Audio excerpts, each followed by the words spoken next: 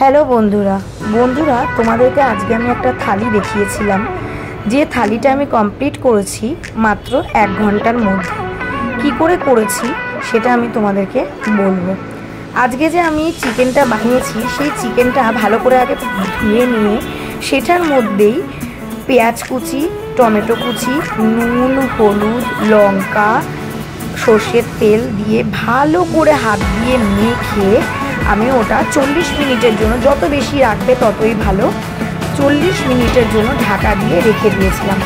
তারপর আর একটা কড়াইয়ে তেল, সর্ষের তেল আর তার সাথে একটু ঘি আর শুকনো লঙ্কা, গোটা গরম মশলা আর তেজপাতা দিয়ে ভালো করে নাড়িয়ে আমি চিকেনগুলোকে প্রথমে দিয়ে দিয়েছি। অর্ধেকটা চিকেন ম্যারিনেট হয়েই রয়েছে বলে খুব তাড়াতাড়ি এই রান্নাটা হয়ে যায়।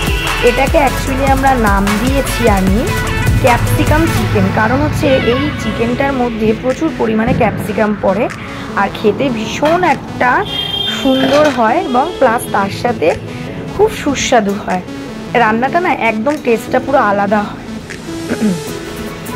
তারপর এটা ভালো করে চিকেন থেকেই যে জলটা বেরোবে তার মধ্যে আলু দিয়ে ওর মধ্যেই আমি সিদ্ধ করে নেব। তোমরা না এটা আলু ছাড়াও করতে পারো, আলু ছাড়া করলে আমি মনে করি আরও বেশি টেস্ট হয়। তারপর আমি ওটা একটা পাত্রে রেখে দিলাম ঢাকা দিয়ে, যতক্ষণ না আরেকটু ঝোলটা মরে যাচ্ছে ততক্ষণ পর্যন্ত রেখে দিলাম।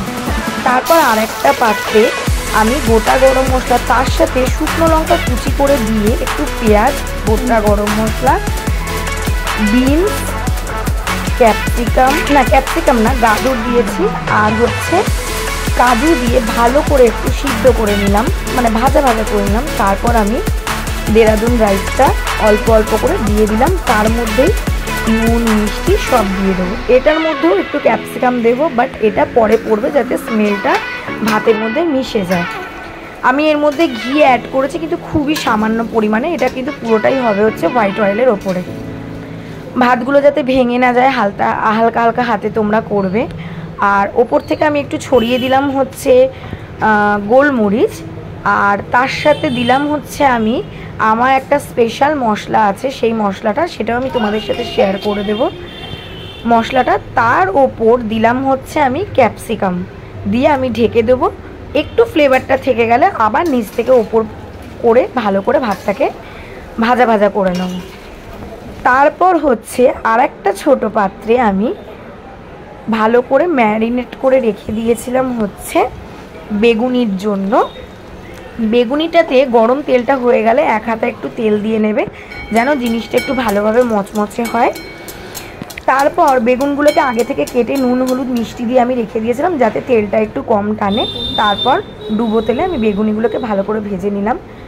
সঙ্গে দেখো এবার আমি থালিটা সাজিয়ে নিচ্ছি ভালো করে। আগে তোমার ফ্রাইড রাইসটা আমি সাজিয়ে নিলাম, তারপর দিলাম হচ্ছে চিকেন কষা, তারপর চাটনির বাটি দিয়ে প্লেটিংটা আমি করে নিলাম।